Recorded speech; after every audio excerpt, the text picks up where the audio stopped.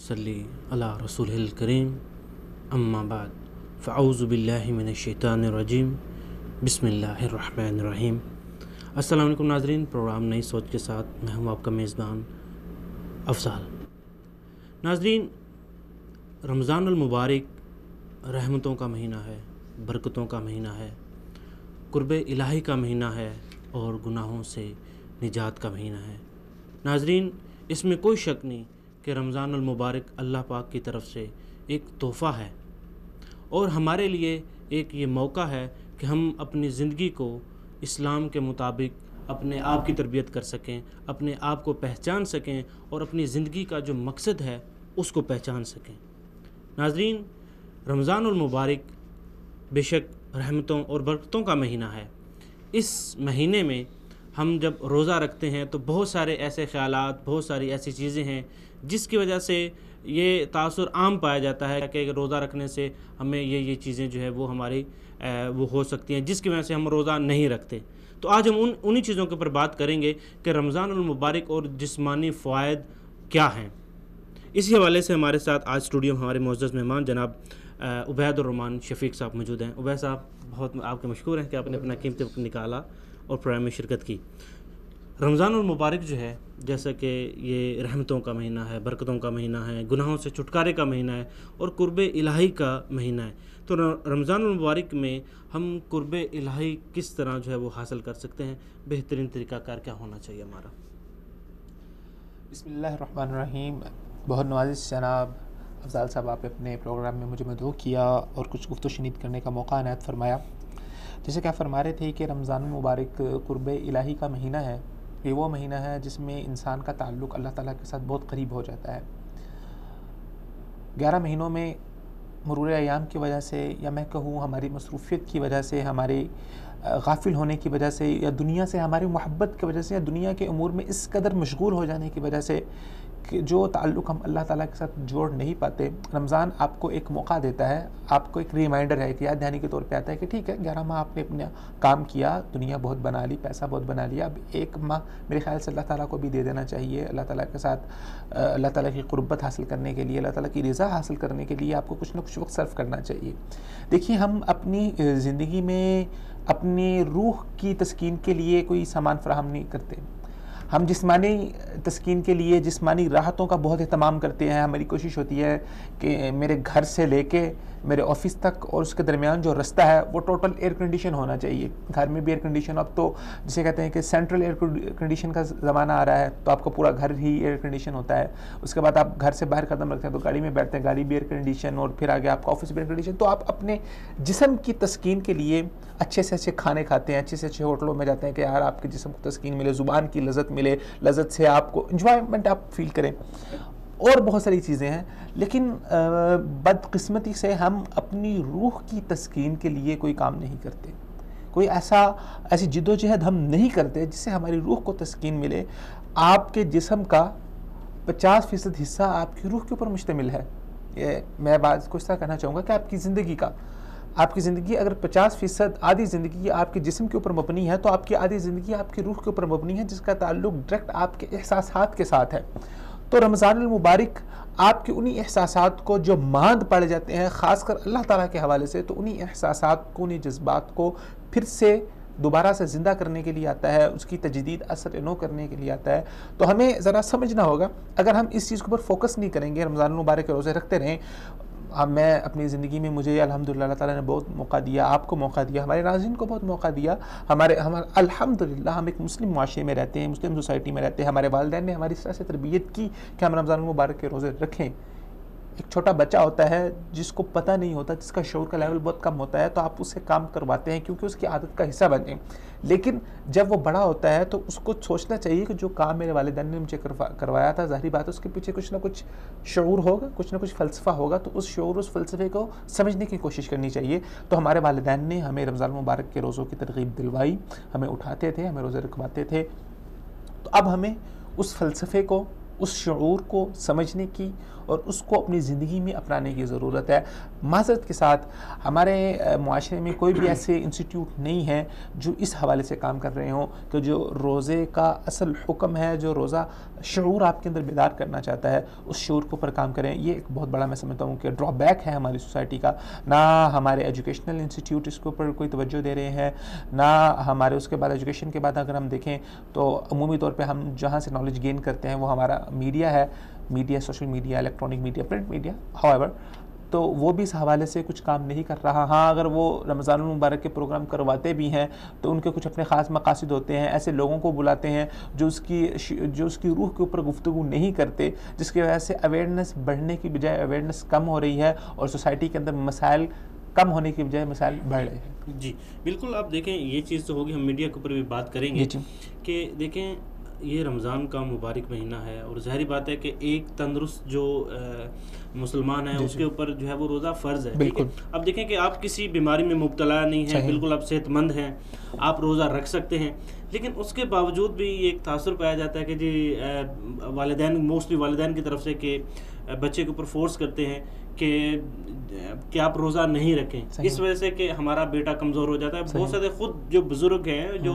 नौजवान हैं, वो खुद रोज़ा सिर्फ इस वजह से नहीं रखते कि वो कहते हैं कि रमज़ान की वजह से जो है वो उनकी जो जिस्मानी सेहत है वो ख़राब ना हो जाए, कहीं वो कमज़ोर ना पड़ जाएँ।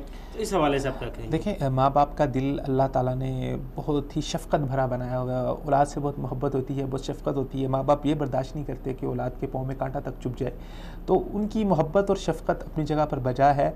मैं अगर दीनी हवाले से हट के रोज़ा रखना फ़र्ज़ है और फ़र्ज़ आप किसी भी हालत में छोड़ नहीं सकते, तो वो आपने रखना ही रखना है। अगर आपके ऊपर रोज़ा फ़र्ज़ हो गया है, आप बालिग हो गए हैं और आप मुशक्क़त को बर्दाश्त कर सकते हैं, तो आपके ऊपर रोज़ा फ़र्ज़ है और वह आप किसी हाल में छोड़ नहीं सकते।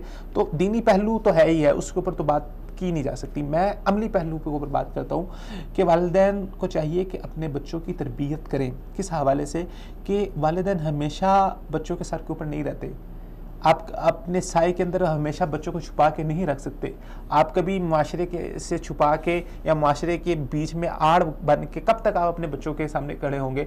ज़ाहिर बात है, जब आप अपने बच्चों की तरबियत कर रहे हैं, जब आप अपने बच्चों को कमज़ोर समझते हैं, तो आप उनके सामने आड़ बनते हैं। लेकिन एक बात है कि जब वो उस आड़ से बाहर निकल जाते हैं, वो अपनी परवाज़ बनाना चाहते हैं, वो अपनी उड़ान में उड़ना चाहते हैं और वो आपकी आड़ से आगे निकल जाते हैं, आपकी दूर से निकल जाते हैं, तो आपको चाहिए उस वक्त के लिए अपने बच्चों को तैयार करें। देखिए, मुशक्क़त को बर्दाश्त करना, रोज़ा आप कुछ खा नहीं रहे, कुछ पी नहीं रहे, अपने ऊपर ज़ब्त रखना, अपने ऊपर कंट्रोल रखना, ये आपकी ज़िंदगी का एक बहुत बड़ा हिस्सा है जो आपके अमली मैदान में बहुत जगह पर आपको फ़ैसले लेने में काम आता है। हमारी सोसाइटी का सबसे बड़ा इशू ये है कि हमारे अंदर तहम्मुल ही नहीं है। आप रोड के ऊपर देखें, एक बंदा जा रहा है, गलती के साथ किसी इंसान की मोटरसाइकिल किसी दूसरे इंसान के साथ टच हो गई है। मुआशरा है, जब आप सड़क पे निकलेंगे, रोड पे चलेंगे, ये मामला तो होंगे ही होंगे। कोई भी इंसान 100% कामिल नहीं होता, गलतियाँ होती हैं। तो क्या होता है, अभी मोटरसाइकिल टच होती नहीं है तो गालम गलौज शुरू हो जाती है, ओ तेरी फलां दी, ओ तेरी फलां दी। यार, तहम्मुल नहीं है ना। अच्छा, हमारे यहाँ क्या होता है कि मेरी कोशिश होती है कि मैं पहले गुजर जाऊँ, इस बंदे का रास्ता मिले ना मिले, मुझे रास्ता मिलना चाहिए। इवन आप देखें कि आप जब आप किसी सिग्नल पे खड़े हों या किसी ऐसी जगह पे, तो अगर कोई इमरजेंसी हो तो एम्बुलेंस को रास्ता देना भी गवारा नहीं करते। आप वो जो आप देख लेंगे, जिसे हम रोड कहते हैं, चौक कहते हैं, वहाँ पर अगर सब आ जाते हैं तो आप, मैंने कई दफ़ा खुद देखा है, वहाँ पे कई घंटों ट्रैफिक जाम रहती है। तो तहम्मुल नहीं है, बर्दाश्त नहीं है, सब्र का पहलू नहीं है।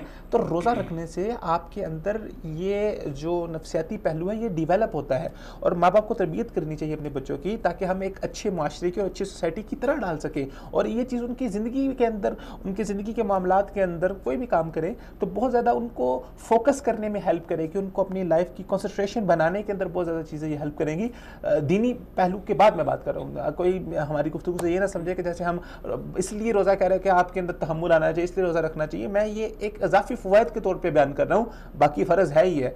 और देखिए, अल्लाह ताला ने अपना जो एक नाम इसमें मुबारक अल्लाह ताला ने जिक्र किया है, रब का मतलब होता है पालने वाला।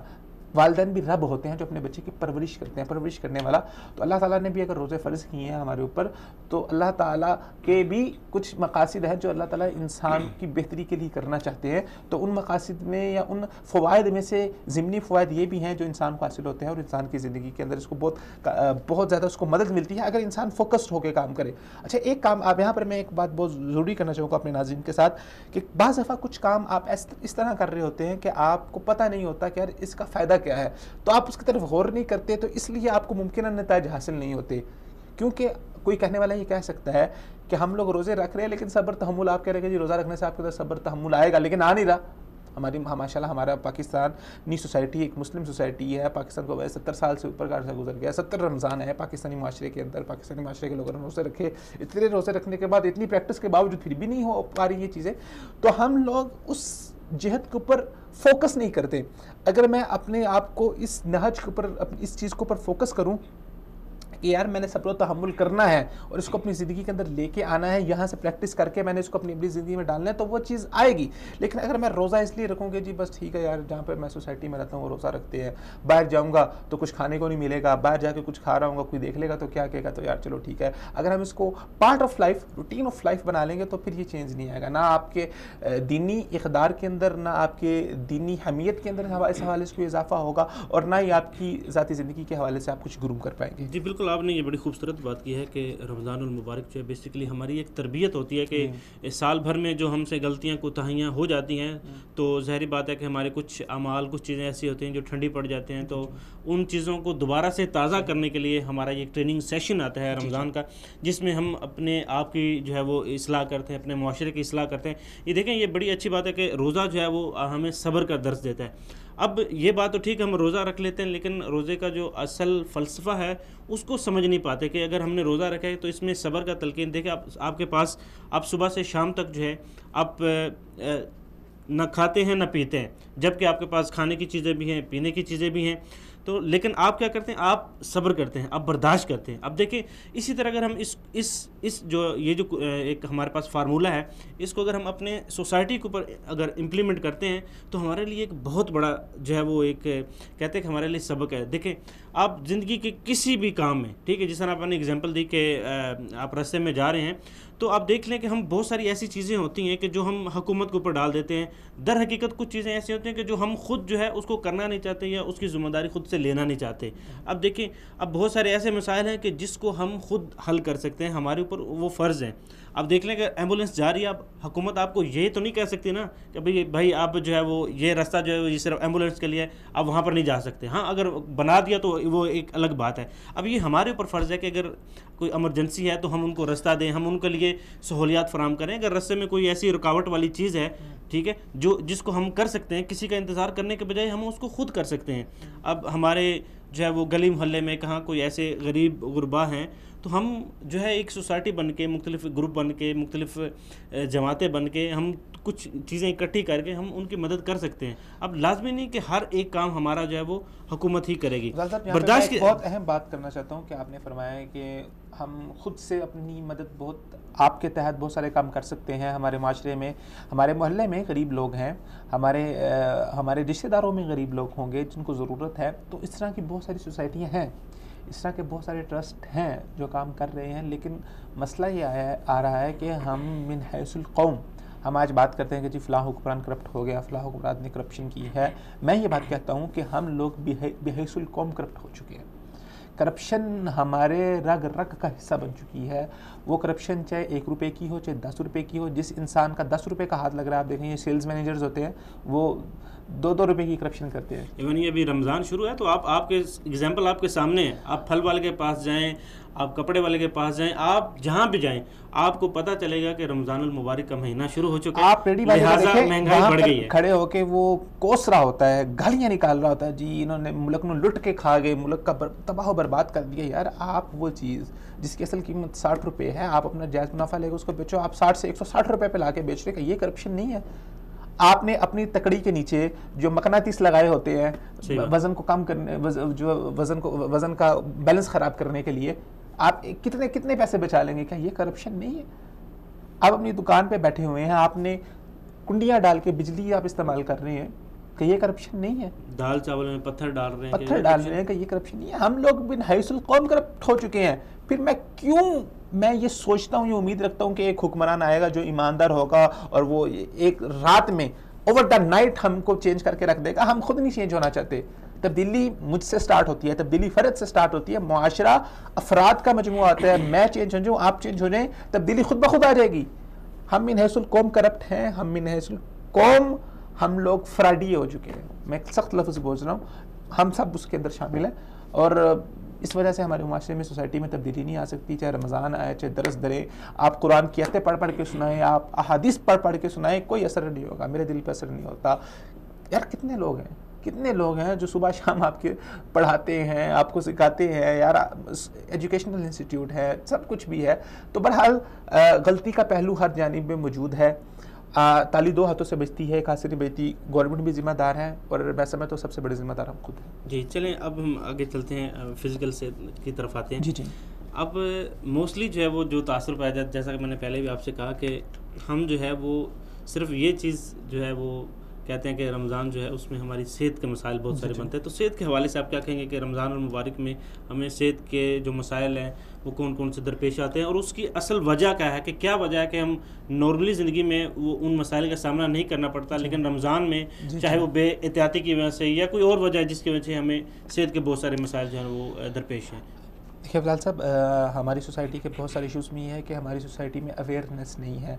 हमारे यहाँ बहुत सारे ऐसे तवहुमात हैं जो बाप दादा से चलते आ रहे हैं, सीना बसीना वो चीज़ें चलती आ रही हैं और हम उन चीज़ों को कबूल कर लेते हैं। इनमें से बहुत बड़ा एक हिस्सा हमारे घरेलू ज़िंदगी का है। और घरेलू ज़िंदगी में आपको पता है कि हर माँ के पास कुछ टोटके होते हैं, वो अपनी माँ से सीख के आई होती है। और फिर घर के अंदर दादियाँ माशाल्लाह मौजूद होती हैं, नानियाँ होती हैं। तो आपको कोई छोटी सी बीमारी हुई ना तो वो 6-7 टोटके आपको वहाँ पर ही मिल जाते हैं। फिर बहुत सारी ऐसी चीज़ें हैं जो आपकी सेहत के लिए अच्छी हैं, लेकिन वो उन लोगों के जहन के अंदर बैठी हुई है कि नहीं यार ये चीज़ गलत है, आप उन चीज़ों को नहीं कर सकते। तो मैंने जैसे कहा कि हमारी सोसाइटी के अंदर अवेयरनेस की बहुत ज़्यादा कमी है। रमज़ान मुबारक आता है, रमज़ान मुबारक आप देख रहे हैं, आपकी ज़िंदगी के अंदर एक बहुत बड़ा चेंज है आपकी आम रूटीन के हवाले से, कि आपकी पूरी की पूरी रूटीन चेंज हो जाती है। वो आप जो दिन में 4 या 5 दफ़ा खाना खाते हैं, अब आप पूरे दिन के अंदर सिर्फ 2 दफ़ा खाना खाएंगे, तो एकदम से आपकी रूटीन चेंज हो रही है। इससे आपकी ज़िंदगी के अंदर बहुत ज़्यादा असर पड़ेगा। देखिए कभी भी कोई चीज़ चेंज होती है तो उसको वक्त लगता है, तदरीजन चेंज होती है। आपकी हैबिट, आपकी आदत, आपकी रूटीन को चेंज होने के लिए वक्त दरकार होता है।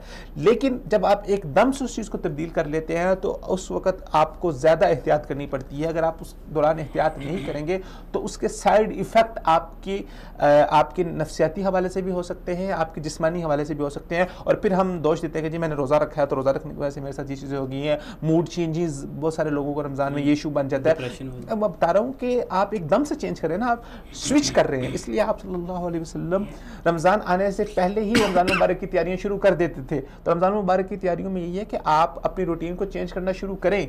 आप एकदम, हमारा यहाँ क्या होता है अमूमी तौर पे क्या होता है कि हमारी रूटीन जो है वो बिल्कुल बरअक्स हो जाती है रमज़ान में। रमज़ान में होता है कि हम रातों को जागते हैं, दिनों को सोते हैं, और बाकी आम दिनों में हम दिनों को जागते हैं, रातों को सोते हैं। तो हम अपनी रूटीन मुकम्मल एक समझ लें कि पूरी जो है ना 360 के ज़ाविये के ऊपर हम उसको एकदम से स्विच कर देते हैं, जिसकी वजह से हमें बहुत सारे मसाइल होते हैं। सो आपको एक तो यह है कि रमज़ान आने से पहले ही कुछ थोड़ी सी अपने आप रूटीन के अंदर आप चेंजिंग लाना शुरू करें। दूसरा यह है कि रमज़ान आते साथ ही बिल्कुल ही आप अपनी रूटीन को बरअक्स ना कर दें। उसको भी थोड़ा सा, ये नहीं है कि अब आप एकदम से यहाँ पे सब चीज़ें बदलती हैं। तीसरी चीज़ ये है कि रमज़ान, एक तो रमज़ान की अपनी रूटीन है जो आप चेंज नहीं कर सकते, वो तो आपने सुबह सहरी करनी है और शाम को रोज़ा खोलना है। तो उसके अंदर आपको अपने आप को मैनेज करना बहुत ज़रूरी है। अब ये नहीं है कि आपने अफ्तारी के वक्त, अफ्तारी का वक्त हुआ तो माशाल्लाह भूख लगी थी बहुत शदीद, आपने जो कुछ आपके सामने आया हुआ पेट भर के फुल आपने माशाल्लाह खा लिया। अब वो उसको डाइजेस्ट होने के लिए कम से कम 7 से 8 घंटे लगेंगे, उतनी देर में सहरी का वक्त हो जाएगा। तो जो कुछ आपने खाया होता है उस बुनियाद पर आपका सहरी में कुछ ज़्यादा खाने का दिल नहीं करता। और सहरी में आप बहुत हल्की चीज़ खाते हैं। नुकसान आपका ये होता है कि आपके जो इशा की नमाज है या तरावी है वो आपसे मिस हो जाती है, क्योंकि आपको आपके जिस्म के ऊपर ऐसी गनूदगी छा जाती है कि आप जो है वो कुछ काम करने के आपके अलावा वो नहीं आता, बस आप नींद ही पूरी कर सकते हैं और कुछ नहीं कर सकते। और उसका बड़ा नुकसान ये होता है कि सुबह सहरी के वक्त आप कुछ खा नहीं सकते, चाय पी के आप रोज़ा रखते हैं और फिर 2-2:30 बजे आपको भूख लग जाती है, वो नकाहत आपके ऊपर तारी हो जाती है, कमज़ोरी महसूस होना शुरू हो जाती है और जी रोज़ा लग गया, रोज़ा लग गया, रोज़ा लग गया। तो रमज़ान मुबारक में हम अफ्तारी के अंदर मैं ख़ास कहना चाहूँगा दोस्तों को कि आप अपने खानों के अंदर ऐसे खानों का इख्तियार करें जिनके अंदर प्रोटीन लेवल ज़्यादा हो। हम लोग रमज़ान मुबारक में क्या करते हैं कि जब इफ्तारी में दही बल्ले बन रहे हैं, वो कचौरियाँ, समोसे, पकोड़े, चिकनाहट वाली चीज़ें हम इस्तेमाल कर रहे हैं। तो रमज़ानुल मुबारक में ये इतनी बड़ी जो फास्टिंग ब्रेक की वजह से हमारा मेटाबॉलिज्म की जो फास्ट होना शुरू होता है, जो मेटाबॉलिज्म सिस्टम ठीक होना शुरू होता है, चिकनाहटें खा खा के, जंक फूड खा खा के जो हमने उसके ख़राब किया होता है, तो जब हम रोज़ा खोलते हैं तो फिर वही पकोड़े समोसे वगैरह खा के तो मेटाबॉलिज्म सिस्टम को हम फिर से ख़राब कर देते हैं। तो आप ऐसी डाइट को इस्तेमाल करें जिसके अंदर प्रोटीन लेवल ज़्यादा हो। मिसाल के तौर पे चिकन है, चिकन का ब्रेस्ट जो होता है ये मेजर सोर्स ऑफ प्रोटीन है। अंडे हैं, अंडे की जो एग वाइट है ये मेजर सोर्स ऑफ प्रोटीन है। इसी तरह आप कार्ब्स भी इस्तेमाल करें, कार्बोहाइड्रेट्स लें, लेकिन गुड कार्ब्स होती हैं उनको इस्तेमाल करें। फैट भी गुड फैट उसको यूज़ करें, अपनी डाइट के अंदर लेके आएँ। और उसकी ये नहीं है कि इफ्तारी के वक्त एकदम से सब कुछ खा लें, इफ्तारी के वक्त कुछ खाएं, उसके बाद थोड़ा तवक्कुफ दें, 2-2.5 घंटे दें, उसके बाद दोबारा भूख लगती है तो फिर कुछ खा लें। तो उसको पीसीस के अंदर, फॉर एग्जांपल आपने जो कुछ खाना है आप खाएं, मैं उसको मना नहीं कर रहा। आपका जो हिस्सा है अपने घर में अपने प्लेट में डाल के आप अपनी फ्रिज में रख लें, लेकिन उसको पीसेस में आप जाके एक दफ़ा सारा कुछ खा लें, आप उसको 4 पीसेस में डिवाइड करके खा लें। जी, 4 पीसेस में खा लें। जी, बैदर मशफूक साहब का बहुत शुक्रिया, आपने अपना कीमती वक्त निकाला और प्रोग्राम में शिरकत की। नाजरीन, ज़ाहिर बात है कि इंसान की एक रूटीन बनी होती है पूरे साल में, जिसमें सारा दिन इंसान कुछ ना कुछ खाता पीता रहता है, लेकिन रमज़ान में आके ज़ाहिर बात है कि आपकी टोटल रूटीन चेंज हो जाती है। अब ज़ाहिर बात है हम बहुत सारी ऐसी चीज़ें हैं कि जब वो कोई काम करने लगते हैं तो हम उससे पहले उसकी प्रैक्टिस करते हैं, एक्सरसाइज करते हैं, बार बार उसको दोहराते हैं कोई काम अगर हम करने लगते हैं। तो जब रमज़ान आता है तो हम इसकी कोई प्रैक्टिस नहीं करते, हम अपनी जो डेली रूटीन है उसको तब्दील नहीं करते। और रमज़ान में वही चीज़ होती है कि जब अफ्तारी का वक्त आता है तो हम बाज़ का तो इतना ज़्यादा पानी पी लेते हैं कि वो उठना बैठना मुहाल हो जाता है, या इतना ज़्यादा खा लेते हैं कि आपके जिस्म के ऊपर जो है वो गुनूदगी तारी हो जाती है, नींद आ जाती है, तो नमाज़ पढ़ना भी मुश्किल होता है। और इशा की नमाज़ जो है वो इंतहाई मुश्किल हो जाती है, और तरावी वो तो फिर बहुत ही मुश्किल काम हो जाता है। तो अब ये बेहतरीन एक तरीक़ाकार है कि आप जो अपनी मिक़दार है उसका एक सेगमेंट बना लें कि थोड़ी सी मिक़दार में जितनी आप समझते हैं कि आप खा सकते हैं, ताकि सुबह सहरी के वक्त जो है वो आप जो है वो फिर आप अच्छे तरीके से खाएँ, ताकि आपका पूरा जो दिन है और वो पूरा दिन जो है वो अच्छा गुजरे। और उसमें कुछ चीज़ें ऐसी हैं कि जो विटामिन है, स्पेशली विटामिन डी जो है वो, चूँकि पाकिस्तान में भी जो गर्मी है वो टेम्परेचर जो है वो 48 से ऊपर चला गया है, जिसकी वजह से दिन को आपके जो विटामिन डी की बहुत ज़रूरत पड़ती है, और पसीने की वजह से आप वीकनेस महसूस करते हैं। तो आप अपनी जो खाने की चीज़ें हैं उसमें कोशिश करें कि जो ऑयली चीज़ें हैं वो कम से कम जो है वो खाएँ, और जो फलों का इस्तेमाल ज़्यादा करें। और जो मशरूबात हैं, स्पेशली जो कुदरती मशरूबात हैं, उनका जो है इस्तेमाल वो ज़्यादा से ज़्यादा करें, क्योंकि आर्टिफिशियल जो होते हैं उसमें बहुत ज़्यादा केमिकल होते हैं जो कि आपकी जो विटामिन है वो प्रॉपर तरीके से आपको वो फराहम नहीं कर सकते। फलों का इस्तेमाल ज़्यादा करें। तो नाज़रीन, आपको हमारा आज का प्रोग्राम ये कैसे लगा, अपनी कीमती फ़ीडबैक हम तक ज़रूर पहुँचाएँ। मिलते हैं अगले प्रोग्राम में, तब तक के लिए अस्सलाम वालेकुम।